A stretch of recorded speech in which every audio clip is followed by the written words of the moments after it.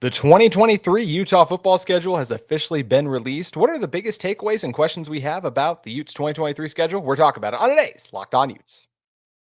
You are Locked On Utes, your daily podcast on the Utah Utes. Part of the Locked On Podcast Network. Your team every day.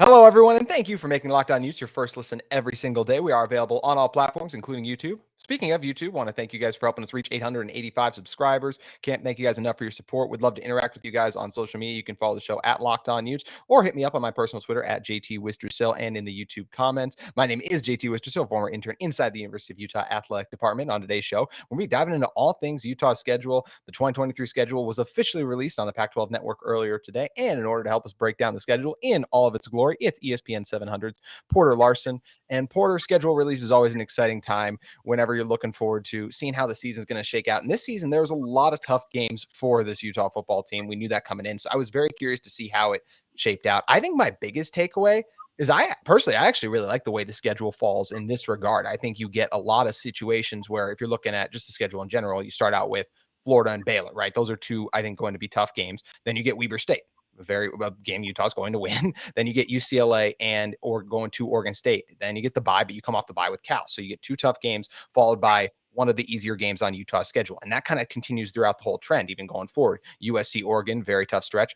Arizona State at home, first year for Kenny Dillingham down there. Another one I feel confident about the Utes for. Then you look at the season ends, Washington at Arizona. That's going to be a lot tougher of a trip than the last time the Utes traveled out to Tucson. And then the final game against Colorado. There's going to be a lot of time to talk about Colorado. I think everyone's seen the videos this week. I just think the Buffs continue to paint like the biggest target on themselves coming into this season with all the hype that's around Deion and everything like that. So I feel good about that one for the Utes too. So I really do think it's nice that Utah doesn't have like a stretch where it's, let's say if you had flopped like the Oregon State game where it was Oregon State, USC, and Oregon. Those are three really tough games right in a row. I do like that. I feel like each one isn't one that's going to come down to the final 5 minutes of the fourth quarter, I feel like. Yeah, if you look at the schedule from the standpoint you were just talking about, JT, there's not one of those. Remember, if we go back to this season, there was that 4-week stretch where Utah faced, I think every team was top 15, right? Yeah. It was a month in a row where it was UCLA early on, right, and then finished up with that USC game, and that's a gauntlet. Now, there's not one of those 3-4 week stretches built into this schedule. But you're playing like 10 Power 5 teams. Mm-hmm. I mean, you go through the schedule: Florida, Baylor, UCLA, Oregon State, Cal, USC, Oregon, Arizona State, Washington, Arizona, Colorado. Regardless of how it's built, going through a 9-game conference schedule and adding 2 Power 5 teams on top of it, 2 Power 5 teams that are – it's not, nobody's. It's Baylor in Florida, one of them on the road. Mm-hmm. I mean, this is a really tough schedule. This may be the most stacked top to bottom schedule that Utah's ever had, even considering, you have a Weber State game in there. Now, how it ends, I like that. Arizona, Colorado, I think those are two games that Utah, if they're in, say, that title picture, those are two games they can go out and finish with wins on. But top to bottom, man, it's going to be tough. That's a gauntlet. And when we look at the way that scheduling is done in college football right now, it's kind of antithetical to what a lot of teams do and what a lot of teams are trying to do. They a lot of times ease it up and then get into conference play. And, in the SEC, conference play is ridiculous. So I understand that a little bit. But so that's why you throw the Citadel in week 12 or whatever. Right. This is not that. Yes. And for Utah, I don't know that it's ideal in the last year of this current college football structure, right? I think going forward, this is the kind of schedule you want because you win a conference championship, you're in the playoff regardless, right? It doesn't matter. This is the kind of schedule you should be building 2026, 2027, on and on and on. This is what it should look like because you want to bring in the revenue generators, you want to bring in the big names, and you want to get eyes on your program. in this, the final year of the 14 playoff, and in a year where you may have a team with playoff potential, I don't know that this is ideal. Just from the first glance. I think you are 100% correct. This is the kind of year where you wish you were playing a San Diego State. As much as a fan, I am more excited about the Baylor game than I am a San Diego State fan. But as just someone who's like, what's in the best interest of the Utah football program? It would be to play a San Diego State rather than go to Waco and take on Baylor. That's an incredibly tough game. And like you said, it's a loaded conference schedule. That's why when I was talking about the breaks, there's no stretch either where, yes, the Arizona, Colorado stretch is very favorable, but you look at the one stretch where you were able to play Washington State, Arizona, and Stanford last season. That felt like it was kind of a nice break for this Utah team before they really had to get ready and gear up again for the Oregon game. It's what allowed them to really be without Cam for full strength and win those games. If Cam gets hurt in pretty much any of these stretches, Utah's going to be in a lot of trouble. And actually, we got some Cam health updates we're going to address at the very end of the show today. But first, just looking at the schedule, what to you is the key part of the schedule? To me, I look at the USC, Oregon, Arizona State, and then Washington. I mentioned the Arizona State being in there is kind of the nice thing where it's like, okay, that's one I feel very good about. But man, those other couple games right there, going to USC, the Trojans after back-to-back losses to Utah last season, they're going to be fired up.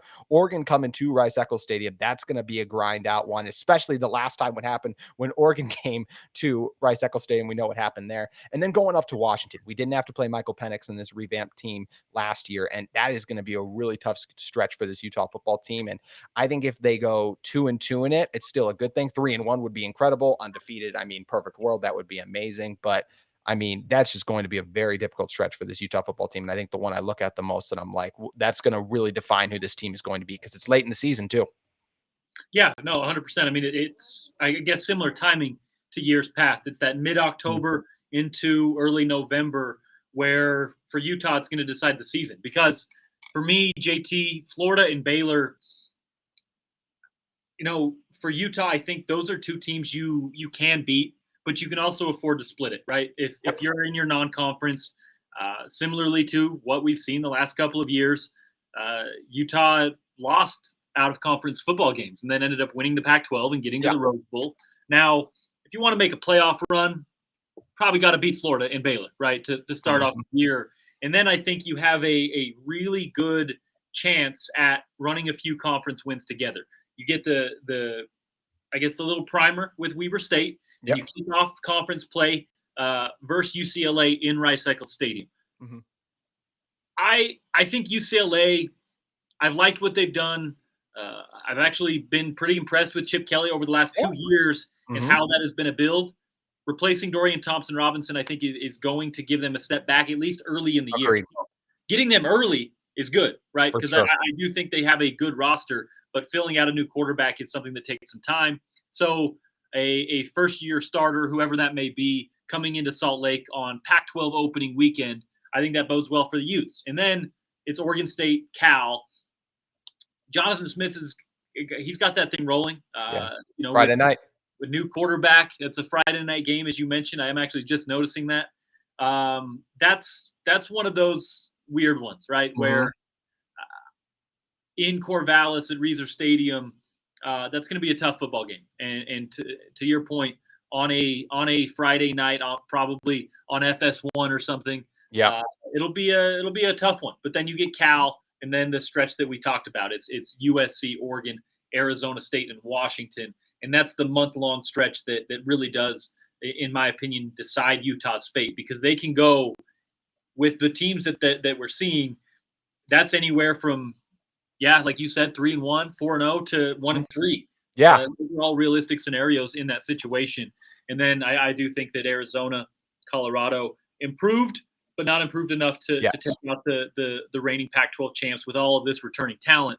So for Utah, that's kind of the quick summary of the schedule, right? And what we'll see coming up in the fall. I think you should still be optimistic. I think this is still very much a Pac-12 contending team, but it's really hard for me, prognosticate a CFP run or something when you play 11 Power 5 teams, right? That's tough, but we'll see. 100%. The schedule doesn't, it's not as easy as a schedule last year. That's what we're basically talking about in this. It was one of the things that was encouraging for, look, there was so much hype around USC with Lincoln Riley, Caleb Williams, them coming to Rice-Eccles Stadium, I think is what gave Utah fans a lot of confidence. And we saw with the way that game played out too, it was nice to have the home crowd advantage, especially late in that game when the USC offense needed that final drive and that stadium was just going absolutely bonkers after Cam and ran in that 2-point conversion, which you got a great shot of too, Porter. You're right in the middle of the action on that one. But yeah, it's gonna be really interesting to see for this Utah football team because it's a really tough schedule. It's one that, look, last year I was someone talking about I thought this team had a path to the college football playoff. I have a lot harder time seeing that because if you lose 2 games, look, Alabama almost found a way to squeeze in with 2 losses, but I still think in the 14 playoff, this is not realistic. And I think only looking at this Utah team as if they're somehow able to be a 1-loss conference champion team, I think that would be incredible and find themselves in there, especially surviving this gauntlet. Just going to be really tough to do so. So it'll be interesting to see how the schedule plays out for the Utes. We're going to come back in a moment and talk about a couple more of the questions and just takeaways we have from the Utah football schedule in a moment. But first, I want to talk to you guys about our friends at BetOnline. BetOnline.net is your number one source for sports betting info, stats, news, and analysis. You can get the latest odds and trends for every professional and amateur league out there. From pro football, the playoffs heating up, college basketball, the NBA, NHL. It's all available at BetOnline.net. They also have sports podcasts, and they're the fastest and easiest way to get your betting info in. You can head to the website today or use your mobile device to learn more. BetOnline, where the game starts. All right, Porter, got a couple schedule questions for you. We're going to bounce them off each other. The game you're most excited for me, it's that one at Washington. I think this is the one where Michael Penix, what they've been building up there these last few years, Washington, I think it's going to be a really tough game for the Utes. Last time Utah was out there, it was a lot of fun. Tyler Huntley leading the Utes to victory against the Huskies in that one. I think this one too, especially the date, November 11th, so late in the season, I think there could be a ton on the line. I think this will be a matchup between 2 top 20 teams. We'll see if it's top 215 just because of how hard the schedule is. But I think it's going to be an absolute sensational battle. And I'm really looking forward to seeing Cam Rising and Michael Penix face off. Yeah, no, I'm with you on that one. I think that's the game you circle, right? It was USC this year with Lincoln Riley and Caleb Williams coming in. I think that was kind of the game, especially welcoming them to Salt Lake, right? Mm-hmm. I think a lot of fans were really excited for that one. This year, with big picture goals in mind, I do look at that Washington game as the marquee matchup, right? That being said, I'm just as excited for both UCLA coming in and USC, possibly the last time you play in conference play in the Coliseum. I'm going to try and make it to that game because it's genuinely what I think was kind of a burgeoning rivalry, a really fun back and forth between USC and Utah, which is now going to get axed. So I'm going to go to that last one. I think I'm going to try and make it out to the Coliseum.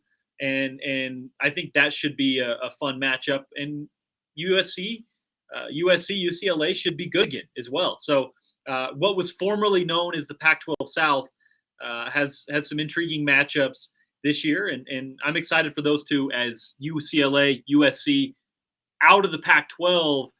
It's kind of a different narrative around those two matchups than usual.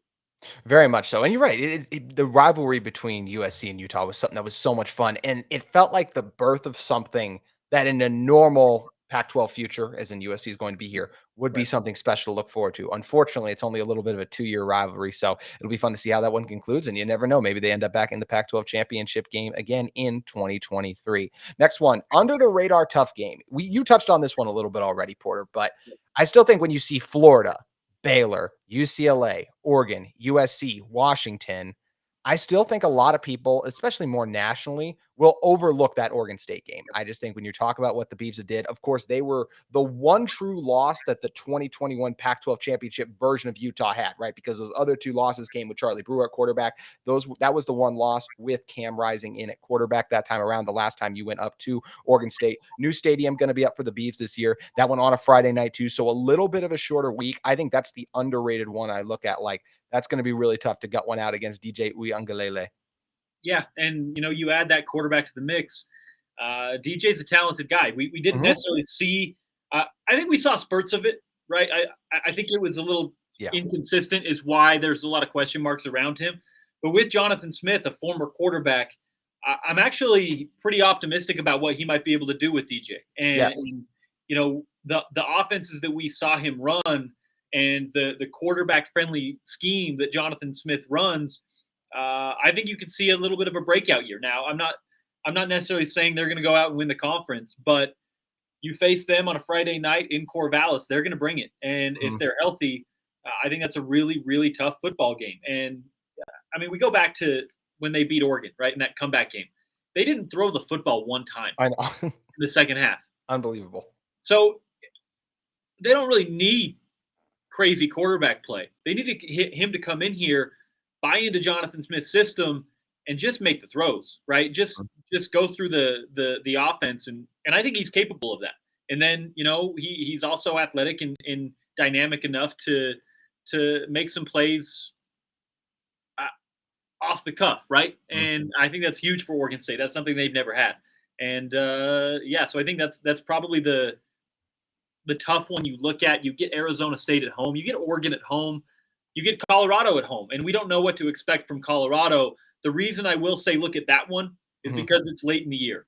I think Dion, I think Coach Prime, the TV cameras, I think everything's going to be maybe a little much early on, and I think Colorado's going to struggle. But I really do think that with the talent he's bringing in, by the end of the year, they'll be at least a semblance of a Pac-12 football team, which they weren't last year. I think that's what Dion will bring. And for that reason, I think the final game of the year, it kind of brings shades of early Pac-12 days against Colorado when you maybe have a chance at a Pac-12 championship last season or last game of the year. Hopefully you can avoid that kind of scenario. But for those reasons and for simply Colorado having twice as much talent as they've had in the last 2-3 years, I say keep an eye on that one and maybe just keep an eye on what Colorado is doing and how they're building as the year goes along. Yeah, it is going to be interesting to see how that team kind of stays together through everything like that. They're obviously working on just standing up in attention. Well, at one time, and for all of you who saw those videos earlier this week, I know. Oh, I thought someone had a perfect tweet of like, if you ever wondered why college coaches don't work in the NFL, I was like, yep, that is absolutely true right there. Next one, the game Utah needs to win. For me, it's the Oregon game. I just think when you look at how tough the overall schedule is on the season, there's so many difficult road games. You mentioned early on, like the Baylor game on the road. That's one I feel like this team can't afford to lose because you look at it's on the road against a Big 12 opponent that should be in for a much better year than they just had most recently. They ended up finishing 6-6 actually overall, but you look at going to USC, going to Oregon State, going to Washington. I think winning at home against Oregon, I think is the one I look at. Like if this team wants to repeat as Pac-12 champions and they need to beat some of these elite teams to do so, you got to get that Oregon one at home. Well, you haven't lost at home in a while. So for Utah, especially considering the schedule, you got to go undefeated at home again if you want to win the Pac-12. Because those road games, as you mentioned, you're at Arizona, you're at Washington, you're at USC, at Oregon State, at Baylor. Yeah, you might be able to drop one or two of those. But if that's the case and you still want to get to the Pac-12 championship, maybe get back to a Rose Bowl or bigger aspirations, you can't lose at home. You can't lose any of those home games. So for Utah, it's going to be another year where your big goals are they're gone if you see your team lose in Salt Lake City, and that's going to be hard to change with how the schedule's built out, I believe. But history indicates that they have a good shot at doing that. It absolutely does, and it's going to be interesting to see because they will get tested a few times this year. But I love the point you made earlier too. Talk about what a great time it is to get UCLA at Oregon, getting them on October 28th. Not as ideal, but although any point you play Oregon this season was always going to be a difficult game, so it will be interesting to see how it shakes out. Last one, which non-conference game are you most excited about? I think we mentioned it. It's one the Utes can afford to lose. But for all the future, get all the redshirt guys in the future of the program. That's the one I guess everyone gets to go home and beat the traffic a little bit earlier. Man, could you imagine if Weber somehow and then you get press clippings of this? Anyways, the Baylor game for me is the one that I look at that I am so excited about to see for this team. It's not one that Utah needs to win, but I just think when you look at last year, prime time against against down in Florida. With that loss kind of sucked the air out of this team a little bit. I think it gave a lot of the national just media and some of the fans and things like that, like just kind of reason just to be like, oh, Utah, like Pac-12 is not serious, yada, yada, yada. I would love to see the Utes go in and really put it on Baylor. And I think they can do it. It's going to be really tough to do it going down to Waco. It's a very physical team. Dave Aranda's a heck of a football coach, but I think they can do it, especially with guys like Cam Rising and Brant Keithy coming back, who should be on track to play early in the season. We're going to talk about Cam's health a little bit more, but that Baylor one is definitely the one I'm excited about. But the Florida one's going to be a lot of fun too. And just to be clear, all love to our friends at Weber State. Yes. Yeah. They're getting that payday on September 16th. Mm-hmm. And I am actually excited to see a different squad. Jay Hill taking the job at BYU. Yeah. I'm familiar. I know Mickey Mental pretty well, so I'm excited to see what he does with Weber State in that rebuild. But I'm going to go with you. I'm going to say Baylor as well. Yeah. Florida coming into Salt Lake is cool. I mean, that's I think the furthest west Florida's been in like 30 years or something, right? At least for an out-of-conference regular season. Wow. Now, they played bowls. I think they've played postseason games out here before. But as far as that goes, that's as far west as Florida's gone. I think as far west as SEC teams really go. So that's really fun, and that's one I'm going to be looking forward to. But Baylor's fresh. It's in Waco. It's down there in Texas. If you're playing college football in Texas, it's a big deal. So I think that should be fun. And I think that's probably a team that's going to be better than Florida will be next year. So but for those reasons, I say Baylor as well. But don't sleep on the Wildcats, and Florida was going to. Absolutely. I still remember that the rain delay game a couple years ago when they scored the kickoff, and then Utah had to go into the locker room for about 40 minutes sitting down to Weber, and you could just tell they were just stewing. So it'll be fun to see how all those shake out. And it is a really exciting schedule, and we'll be breaking it down a lot more here at Locked On Utes, because as exciting as it is when the schedule comes, it's also that reminder of, oh, we have to wait till, well, potentially August or September all the way August out there. 31st. Yeah. August. I know there's some you think I'm pretty sure that game's going to be on the Thursday. Personally, I like it just in standpoint of, look, not only is it sooner we get a game, I think some people want it to be a Saturday as in the spotlight this team more, but it's more time to prep for the Baylor game, head down there. This team has already this much time to prepare for Florida. I like the game being on Thursday, and I think it'll get even more coverage because people, especially when August rolls around, people are just foaming at the mouth for college football. Yeah, and I understand from a fan perspective, right? It's you want your day off, your Saturday to be a football game. Like that's your to go tailgate. Yeah, that's your tradition. I get that. From my perspective, it takes a week off the work week. Yeah. It gives us a game on a Thursday, which we wouldn't have had before. And as you mentioned, it gives you 9 days of rest leading up to a game in Waco that I think is actually really beneficial for Utah. So it's not set in stone yet. What I'm hearing is August 31st, but we should know, I think, probably in the next few weeks. It'd be great to get the official word. And like I said, I'm totally with you. Hopefully we do get that on the 31st, because then we can adjust our countdown a little bit to Utah football as well. We're going to come back in a moment and talk about one of the key essential elements to this Utah football season being Cam Rising in a moment. But first, I want to tell you guys about our friends at Built Bar. If you're looking for a delicious treat but don't want all the fat and calories, then you got to try a Built Bar. We just got through the holidays, and I know my goal is to eat a little healthier this year. If you're like me and you want to eat healthier but don't want to compromise taste, then man, I've got just the thing for you. You got to try Built. With Built, healthy is actually tasty. Seriously, they're so delicious you won't think they're good for you. Perfect for your New Year's resolutions. What makes Built Bars so good? Well, for starters, they're covered in 100% real chocolate. That's right, real chocolate. And they come in great flavors like churro, peanut butter brownie, and coconut almond. And there's only 130 calories and 4 grams of sugar with a whopping 17 grams of protein packed in each Built Bar. You can go to your local Sam's Club or even Smith's and cash in on some Built Bars today, or just order yours at built.com. Once again, they're available at Smith's and Sam's Club. All the great flavors you love available with Built Bar. So delicious and good for you. All right, Porter, coming in to close this one out. Cam Rising.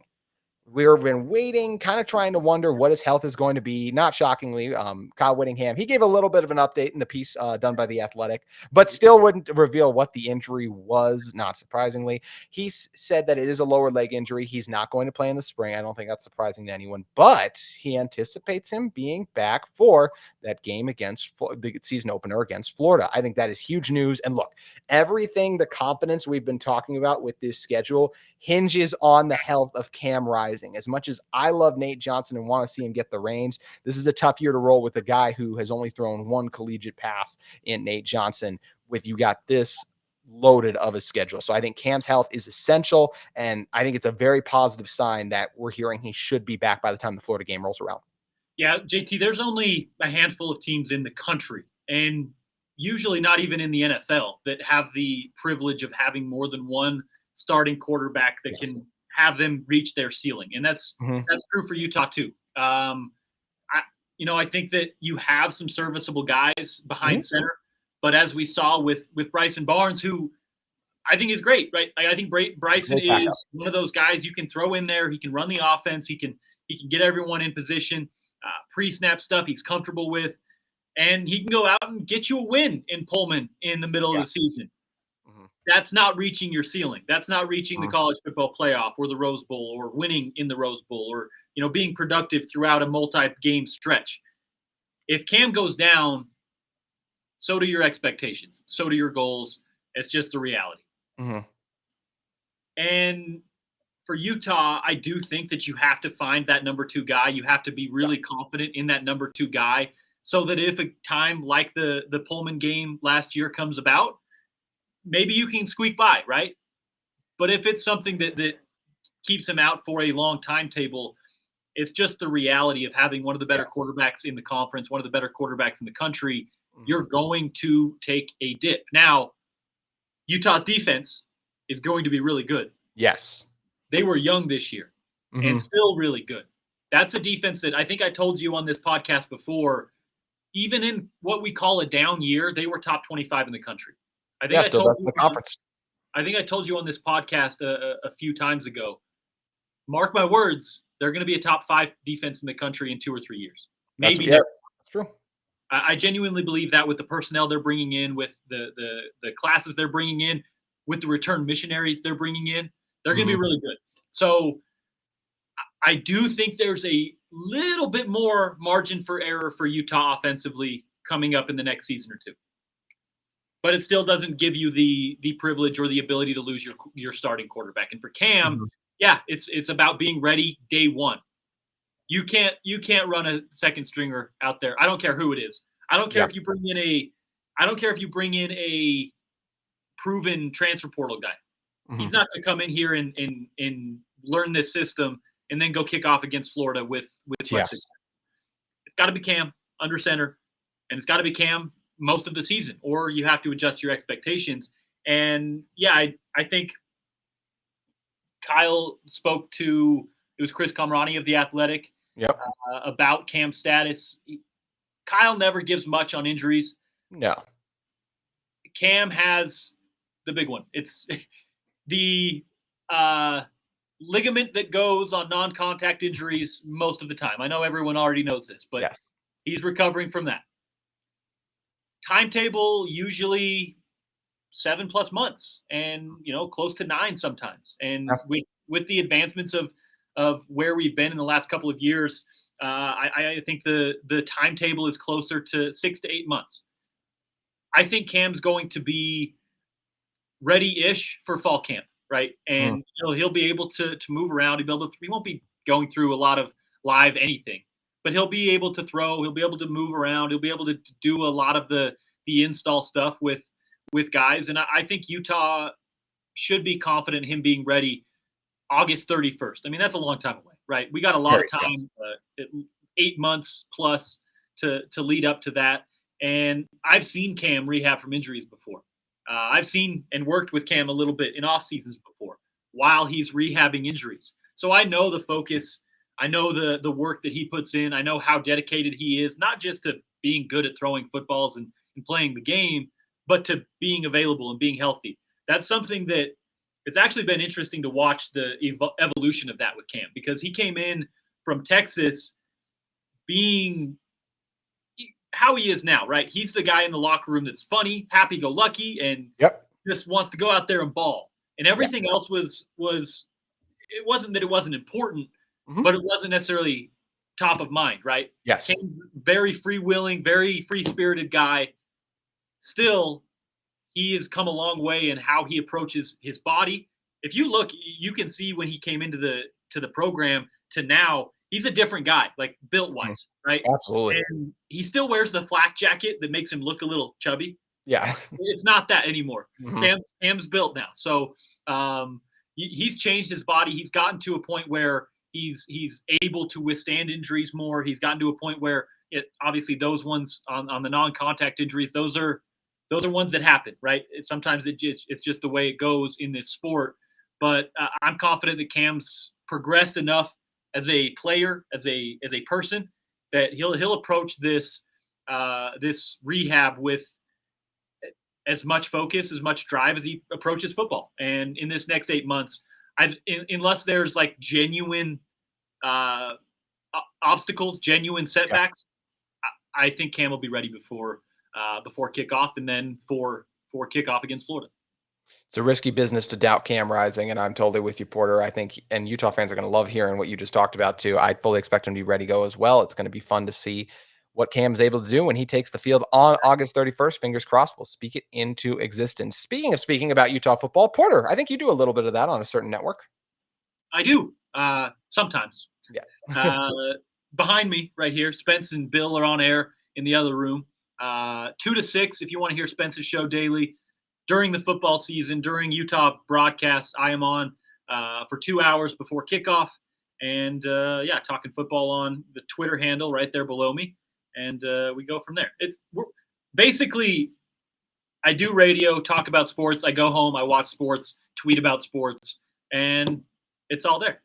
This is the way. It is the way. This is the business we've chosen, JT.